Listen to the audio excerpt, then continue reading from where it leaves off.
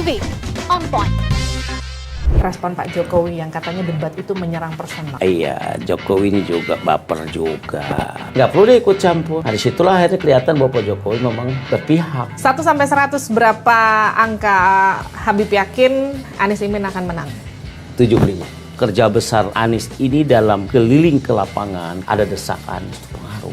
Pasca debat kemudian ada kalimat yang kemudian disampaikan Capres 02 yang secara Etis dulu. ya, itu akankah kemudian berujung pelaporan balik? Buat Amin hal-hal kayak begitu kita anggap rakyat yang akan menilai.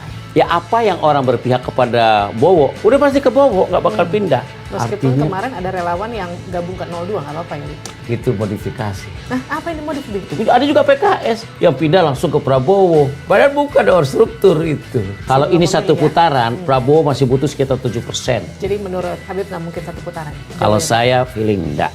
Tapi ini kemungkinan ada dua kelompok yang akan bersatu di ujung putaran kedua. Siapa nih? Ya pastinya paslon 1 sama paslon 3. Coba aja Bu Puan aja sudah mulai bocor tuh. Sedang diolah. Berapa persen? 80%. Wow, tinggi ya Beb? Iya dong. 80% Tinggal mah. besok bos. Dan ini harus ada yang comblangin dengan rapi. Jadi ini percintaan yang dipaksakan oleh alam. Hai, kembali lagi di Livi On Point. Nah, kalau kita lihat sekarang nih, hitung-hitungan harinya, Pilpres itu udah kurang dari 1 bulan. Jadi nggak heran kalau makin banyak manuver politik yang muncul. Tapi nggak cuma bicara soal lapor-laporan pasca debat kemarin yang masih rame sampai sekarang, ada juga ancaman penembakan terhadap cawapres nomor urut 1 Anies Baswedan yang sekarang katanya si pengancam itu sudah menyerahkan diri ke polisi. Tapi nggak cuma itu, ada juga soal perang survei. Nah, kenapa perang survei? Karena kalau dulu biasanya pasangan Anies Mohaimin itu selalu berada di peringkat 3, sekarang udah mulai rebound, ada di peringkat 2 kalau kita bicara soal survei. Tapi sebenarnya seberapa akurat sih lembaga survei versi Timnas Amin? Nah, kini kita juga akan berbincang soal bagaimana strategi mereka untuk menang di Pilpres yang kurang dari 30 hari lagi. Kita akan berbincang bersama dengan Koordinator Advisor atau Dewan Pertimbangan Timnas Amin, Habib Abu Bakar Al-Habsyi. Ya. Hai Bib. Sehat, Beb? Sehat, alhamdulillah. Aku mau mulai dari soal debat yang kemarin. Nah, pasca debat itu kan ada soal respon Pak Jokowi yang katanya debat itu menyerang personal. Kalau Habib sendiri nanti gimana? Saya melihat bahwa perdebatan itu ya mestinya demikian. Dan kalau ada keseakan-akan personal ya dijawab aja. Itu nggak usah lari. Jadi perdebatan itu kan bisa berkembang, bisa dinamik, tidak kaku. Dan waktu itu ditentukan tinggal pandai-pandai kita seorang pemimpin menjawab situasi. Bukan lari di kenyataan. Nanti kita ketemu dia akan waktu yang akan datang. Kita siapkan berjam-jam. Ya enggak begitu. Jadi debat itu adalah memang kemampuan kita memanage waktu dan memberikan konten dan menjawab dengan tenang. Gitu. Tapi kalau dibilang ada beberapa data yang miss, begitu itu gimana? Bagaimana? Miss orang Jokowi aja ngomongnya sama kok. Apa yang disampaikan Jokowi itu disampaikan Anies. Oke. Gitu kan. Jadi sebenarnya kalau itu yang salah siapa? Kenapa lagi Jokowi nggak ada ribut? Kalau Pak Jokowi bilang itu minta format debatnya diubah karena kemudian terlalu menyerang personal, itu gimana, Bib? Iya, Jokowi ini juga baper juga. Sebenarnya kan itu hal biasa. Cuman karena Pak Prabowo itu sebenarnya bisa simple menjawab. Bisa enjoy menjawab. Tapi dia keburu tegang, buru emosional dengan Aniesnya. Sehingga terbawa suasana, sehingga cepat artinya kelihatan nggak keluar kata-kata dan data, atau omongan malah lari kepada situasi yang tidak nyaman. Sebatasnya Pak Jokowi cukup asik aja melihat, nggak perlu dia ikut campur. Nah disitulah akhirnya kelihatan bahwa Pak Jokowi memang berpihak. Gitu.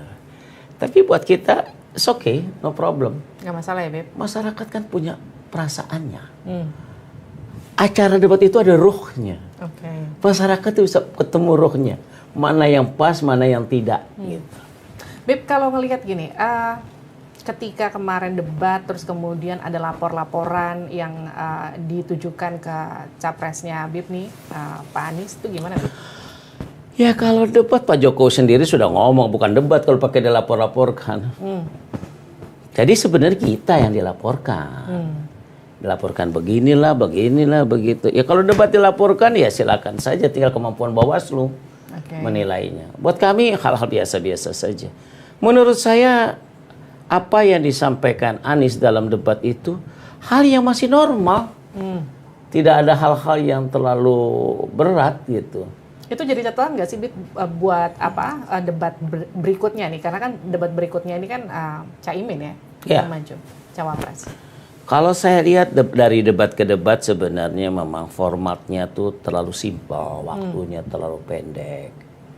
Jadi kalau lebih baik itu sebenarnya kasih leluasa, dia bisa kelihatan dan bisa mengungkapkan data dan apa yang bisa diungkap. Tapi dengan waktu yang sangat simpel seperti itu ya sebisa-bisanya pandai-pandai si paslon memanage waktu dan memanage kata-kata dan memanage semua data. Ada catatan khusus nggak untuk Caimin? Jangan kemudian nanti ada data yang miss, kemudian nanti beresiko dilaporkan, jangan begini, ada begitu nggak catatan? Ya pastinya setiap paslon punya catatan sendiri, setiap ingin tampil. Apalagi tema besoknya tentang pangan kalau tidak salah ya. Tentang apa itu temanya? Jadi tentang daerah tertinggal kalau nggak salah. Daerah tertinggal atau apa gitu. Jadi banyak hal titik plus minusnya kalau kita lihat dalam perdebatan. Tapi memang kita nggak mungkin mencari seideal-idealnya. Ada aja komplain sebagai pengamat. Contoh penempatan saja. Penempatan ketua-ketua partai ditutup dengan para ahli, para doktor, para profesor. Dan profesor itu datang cuma sekedar untuk mengambil kertas untuk ngungkapin. Sebenarnya kalau coba dia yang bertanya, dia yang berdialog, mungkin akan lebih hidup. Tapi memang suasana itulah yang kemampuan KPU kita ya. Baru seperti itu. Tapi kalau kita lihat dari hasil debat-debat yang ada, masyarakat punya kemampuan menilai sendiri. Nah, kalau bicara soal kemampuan menilai masyarakat, elektabilitas pasangan Amin ini kan mulai rebound ya, Bip ya. Kalau biasanya ada di peringkat 3, sekarang sudah masuk ke peringkat 2 begitu. Naiknya cukup lumayan berprogres begitu katakanlah. Ini pengaruh debat nggak, Bip? Tidak terlalu. Nggak pengaruh? Tidak terlalu. Debat tidak terlalu, tetapi kerja lapangan yang terlalu. Debat cuma sifatnya umum. Ya. Artinya kalau yang sudah berpihak itu berpihak, kecuali yang undecided ya. Nah, itu yang punya penilaian. Ya apa yang orang berpihak kepada Bowo, udah pasti ke Bowo, nggak bakal pindah. Pasti udah ke situ. Tinggal permasalahannya debat itu mempengaruhi umum. Tinggal kita lihat kalau dari hasil survei, memang kerja besar Anies ini dalam keliling ke lapangan, ke daerah, ada desak Anies itu pengaruh. Pengaruh ke daerah. Apalagi desak Anies itu dengan dialog-dialog yang sangat real. Kehidupan masyarakat nyata di bawah. Gitu. Dan dia dihadapi dengan perdebatan-perdebatan yang hidup. Begitu. Nah, balik lagi soal debat kan, pasca debat kemarin ketika misalnya Pak Anies dianggap menyerang pribadi Pak Prabowo, kemudian ada anggapan gini, loh Pak Anies itu kan ibaratnya seperti putra politiknya Pak Prabowo, kemudian ketika di DKI, kemudian kemarin didukung Pak Prabowo habis-habisan, sekarang kemudian jadi rivalnya Pak Prabowo, dan kemudian dianggap menyerang pribadi Pak Prabowo, itu gimana tuh? Menurut saya terlalu jauh penilaiannya. Prabowo juga nggak perlu seperti itu menilai sebenarnya. Karena Anies maju itu sendiri bukan karena Prabowo sendiri. Itu pengaruh dari ada Mardhani, ada Sandi yang menyiapkan beliau. Pada saat itu juga kita tahu Anies maju itu disiapkan oleh yang namanya ayahnya Erwin, Pak Aksa Mahmud. Ketika di Sunda Kelapa dan sebagainya belakangan. Dan itu udah dijawab sekarang di media. Ya kebenarannya. Siapa yang mengantarkan beliau? Jadi nggak ada lah bab kayak begitu. Sekarang ini faktanya sekarang sudah bertarung dalam pilpres. Bukan jasa siapa dan jasa siapa. Sekarang bagaimana tampilkan kepada publik bahwa ia layak untuk menjadi Presiden Indonesia 2024. Dan rakyat akan melihat dari cara dialog, cara berbicara, cara menyelesaikan masalah. Tapi di sini kalau bisa diusahakan demokrasi ini berjalan tegak lurus yang baik lah. Jangan sampai asik sibukannya hanya memikirkan paslonnya sendiri. Apalagi dia itu adalah masih menjabat. Kan jadi dualisme. Pak Mahfud juga masih menjabat, si ini masih menjabat. Nah itu. Pasca debat, itu kan kemudian ada kalimat yang kemudian disampaikan Capres 02 yang secara Etis kurang. ya dianggap seperti itu ya. Gimana tuh, Bib? Itu akankah kemudian berujung pelaporan balik dari Timnas Amin atau dibiarin aja? Buat kita, buat Amin hal-hal kayak begitu kita anggap rakyat yang akan menilai. Meskipun kalimatnya agak kasar ya. Iyalah, banyak hal yang kasar yang keluar di publik setelah pasca debat. Yang buat kita biasa-biasa saja. Rakyat kan tahu roh kalimat yang enak didengar dan kalimat emosional yang tidak baik dari seorang pemimpin, rakyat akan menilai. Netizen itu sendiri yang akan nanti bersikap. Kenapa sekarang progres Anies kelihatan nampak reborn, naik begitu set dan berbanding lurus juga dengan partai-partai yang bersamanya? Ya itu sebuah situasi yang pasti akan berhadapan di ujung pada waktu persiapan 14 Februari ini. Tinggal nggak sampai 30 hari loh. Iya, karena kalau kita bicara soal waktu, debat aja udah tinggal 2 kali lagi. Ya. Kurang lebih sekitar 3 minggu lagi kita akan masuk ke Pilpres begitu. Ini Habib sendiri ngeliat kesiapan dari Pak Anies, Caimin, itu gimana? Kalau buat Amin itu tidak ada beban.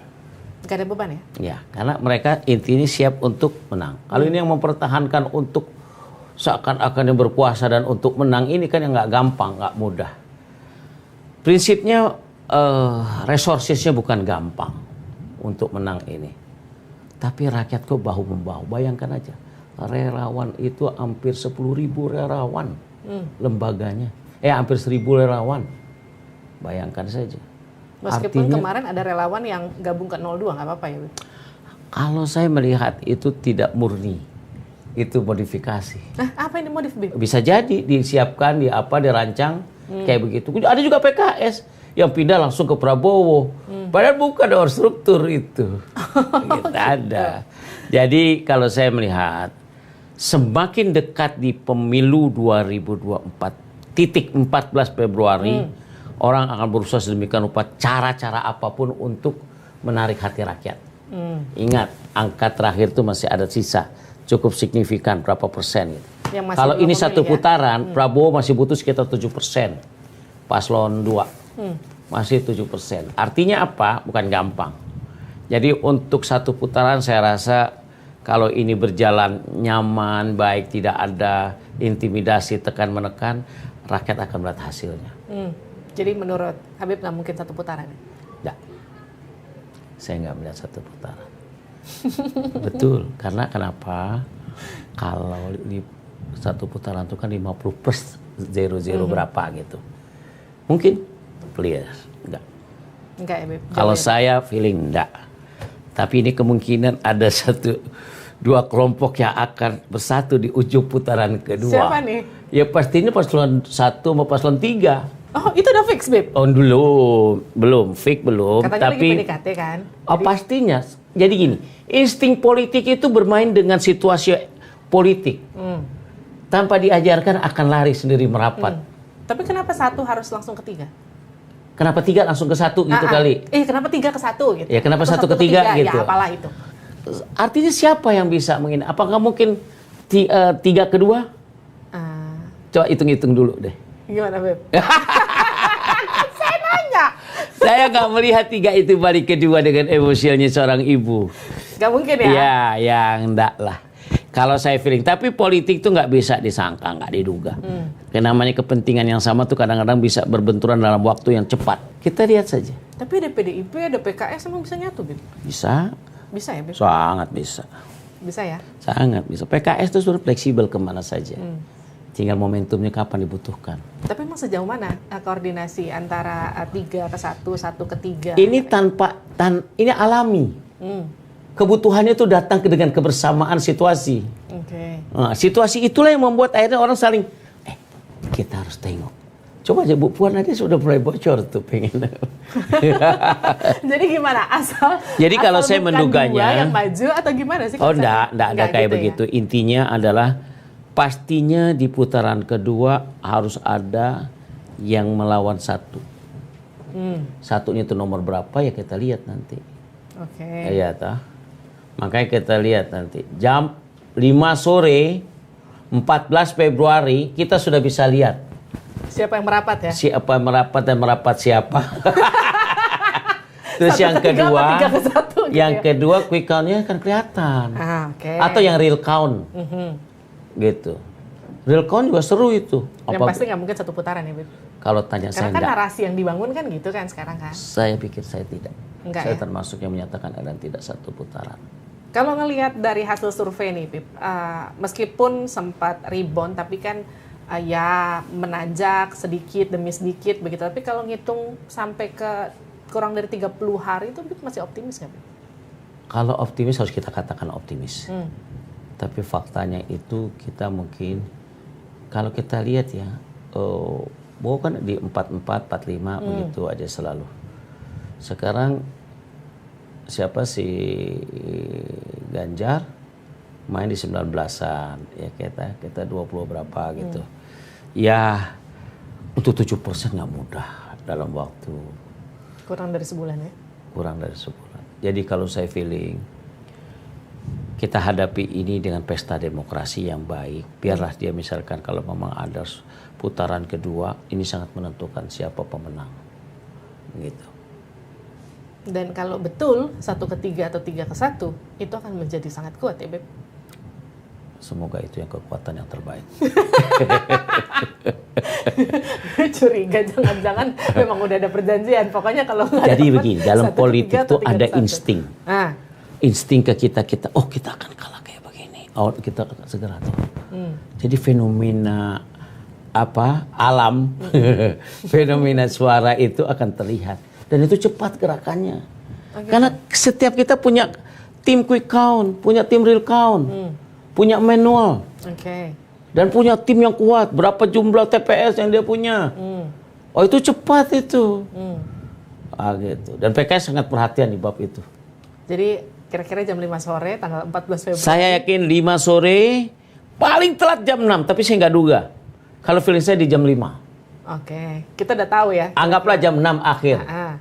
Udah kebaca tuh. Siapa? Tapi apakah emang di hari itu juga udah bisa ketahuan kira-kira siapa yang bakal merapat? Enggak. Namanya real, namanya quick count. Yang quick aja dulu. Dari jumlah TPS nanti kelihatan pengaruhnya besarnya berapa. Ini kan bukan baru pemilu kita. Iya, tapi kita mau ganti presiden loh, Bib. Iya, mau ganti presiden cocok nih momennya pas.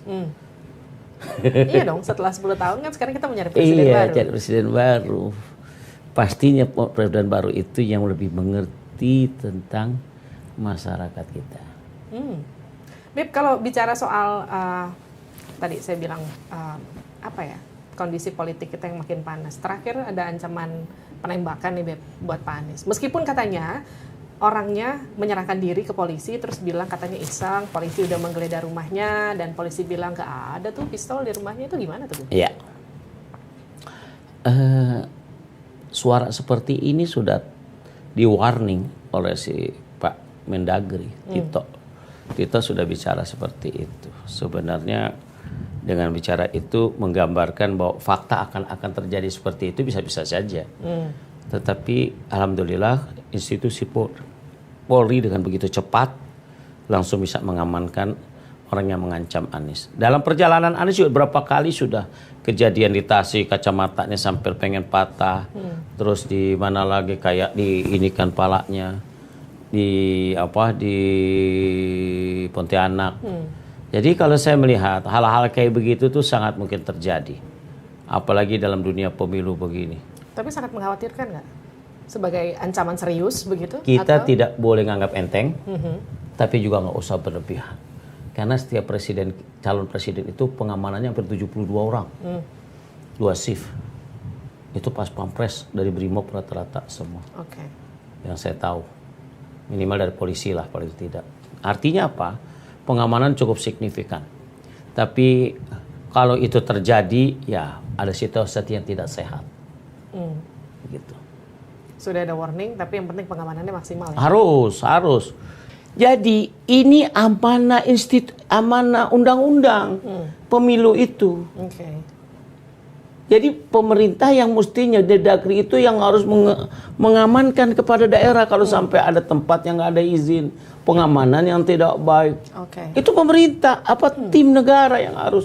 Karena ini kan kita nih pemilu lapangan, bukan konser. Minta izin lah, minta inilah, enggak. Jadi ini tim yang disepakati oleh negara. Bahwa calonnya ada segini, tempat buat pemilu di beberapa daerah dan sebagainya. Kalau dari sejauh ini hitung-hitungan Timnas Amin, kekuatan suaranya Timnas Amin itu ada di mana, Bib? Kalau di Pulau Jawa aja. Jadi gini, kita punya PKB. Oke. PKB berapa persen punya di Jawa Timur? PKS punya Banjabar, Banten, Jawa Barat, Jakarta. Itu kan lumayan suaranya. Terus Jawa Tengah. Oke, Jawa Tengah kita bersaing antara Ganjar dengan PDIP, ini. Ya. Artinya apa? Dari situlah sumber-sumber ini. Nah, tinggal bagian Sumatera lah. Kalau di Sumatera udah hampir Anies lah. Kalau saya hitung sih. Ya? Mulai dari Aceh, mulai dari Sumatera Barat. Apa Sumatera itu rata. Nah, tinggal jumlahnya. Feeling saya sebagai di paslon Anies ya. Tapi kan setiap itu kan punya cara kerjanya masing-masing. Tapi kalau Jawa Timur tuh kemarin Khofifah geser ke 02 tuh gimana tuh, Bib? Ya kita ancaman hadapi aja lah. Enggak ancaman. Dari awal juga sebenarnya udah dirancang begitu sebenarnya. Tapi suara NU kepecah-pecah dong. Oh iya, dari awal kan semua berebut NU. Si Mahfud diambil, mungkin tapal kudanya, Dr. Mahfud, terus memang NU ini bancaan. Jadi yang menarik, tinggal permasalahannya adalah Muhaimin kuat loh. Apapun jadinya, yang non struktural artinya PKB di NU juga cukup signifikan. Jadi meskipun dan ulama-ulama senior nggak masalah. Tapi bukan kita anggap enteng.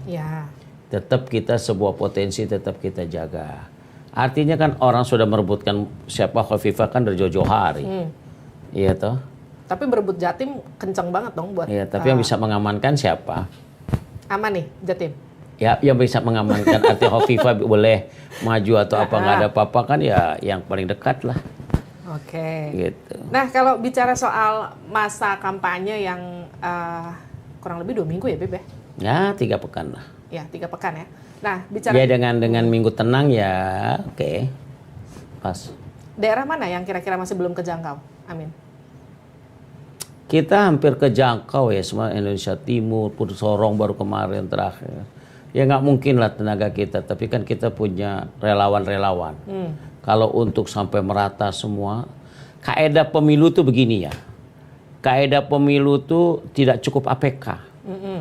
Ada yang disebut tatap wajah. Tatap wajah, ada silaturahmi, ada berbagi sesuatu, ada mendoakan. Selesai. Tapi kan biasanya warga itu kan pengen didengar. Didengar tuh kalau datang. Ketika datang disambangi itu semua daerah sudah ya nggak bakal bisa semua perwakilan. Nggak mungkin Jawa Timur semua kita datangin, tapi itu kan ada nanti ulama-ulamanya. Ulama-ulama PKB ini juga lumayan yang non struktural, yang tidak struktural NU berkelasnya cukup kagum juga itu. Ketika ke lapangan betapa heroiknya gitu ya, tapi ini kan 270 juta dan berapa nanti jumlah DPT kita lihatlah.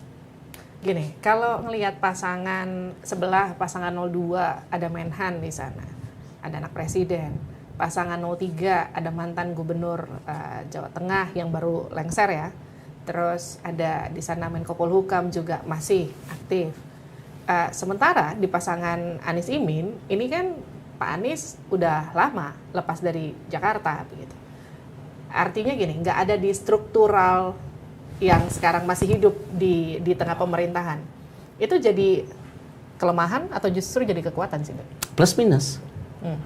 Bahwa Anies itu harapan rakyat dengan perubahan itu keras di Republik ini. Keinginan perubahan tuh keras sekali. Jadi bahwa kalau kata Pandana Baban udah jenuh dengan ada di sini, ya udah jenuh gitu. Jadi wajar kalau masyarakat ingin perubahan, pasti ingin lebih baik, gitu aja. Beb, debat keempat, Cawapres nanti akan maju Caimin ya. Debat itu temanya nih kalau yang saya baca, pembangunan berkelanjutan, sumber daya alam, lingkungan hidup, energi pangan, agraria, masyarakat adat dan desa. Apa yang jadi concern utamanya? Ya, desa salah satu tema yang besar, pangan termasuk besar. Karena kalau udah papan pangan, selesai sudah. Ya toh?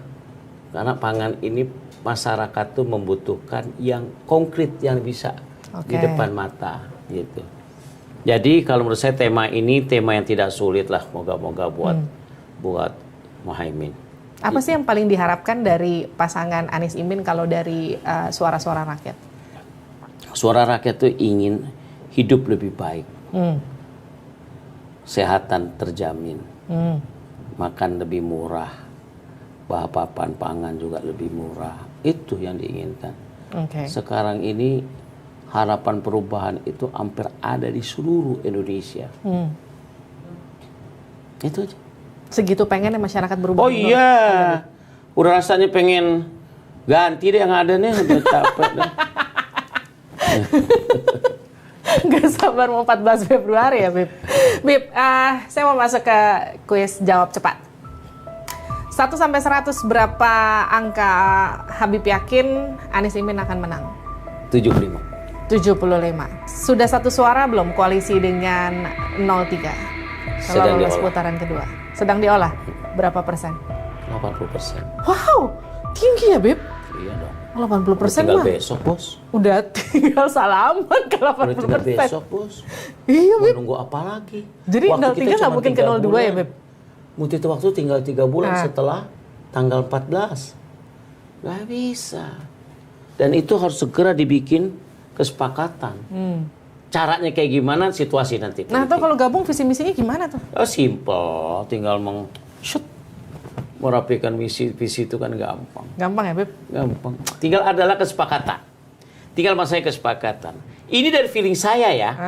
Kalau feeling lain ada berbeda, saya nggak tahu. Ya. Feeling saya ini bahwa kemungkinan besar untuk bertemu ini di titik 3 dan 1. Kalau saja ini terjadi suara yang tidak mungkin satu putaran, ketemu deh ini. Ketemu. Yang jadi penasaran kan gini, menyatukan banyak kepentingan pasti. Ini jadi kira-kira nih, Beb, 3 ke 1 atau 1 ke 3? Dua-dua saling bekerja. Tidak bisa bertepuk sebelah tangan. Nggak mungkin satu pengen ke 3, terus 3 pengen ke 1, terus nggak ada yang jelas. Oh, ini harus clear. Dan ini harus ada yang comblangin dengan rapi. Mas comblangnya udah ada belum? Oh, pasti akan muncul sendiri. Akan muncul sendiri. Jadi ini percintaan yang dipaksakan oleh alam. Kalau 1 ke 2 nggak mungkin ya? Saya ragu. Nggak mungkin ya? Ragu. Bukan kita mendahului Tuhan ya? 14 Februari. Ini kan kita bicara soal hasil survei kan? Iya, kalau saya lihat. Karena beliau sudah di 40 lebih. 44, 45, tinggal sekitar 5 atau 6. Atau kalau dia turun naik ya tinggal 7 lah ya. Jadi 2 itu akan melenggang sendiri begitu? Kita lihatlah nanti. Bib, sosok Anies Baswedan seperti apa, Bib? Anies Baswedan orang yang enak didengar, pandai, mengerti bahasa yang simpel kepada rakyat. Prabowo Subianto? Tegas, lugas, sedikit emosional. Ganjar Pranowo? Orangnya pengen santai, pengen rilaks, tapi tinggal rakyat yang menilai. Siap menang atau kalah? Menang dong. Terima kasih, Bib. Masa siap kalah? Nggak ada cerita siap kalah. Siap menang, siap kalah gitu ya kan, Bib? Siap menang dong. Siap menang ya? Nggak ada siap kalah. Nggak ada siap kalah. Pemilu ini adalah nasib hidup mati rakyat yang sebaik-baiknya. Terima kasih sudah bergabung di Living On Point. Itu dia tadi perbincangan saya. Kita ketemu lagi di Living On Point berikutnya. Sampai jumpa.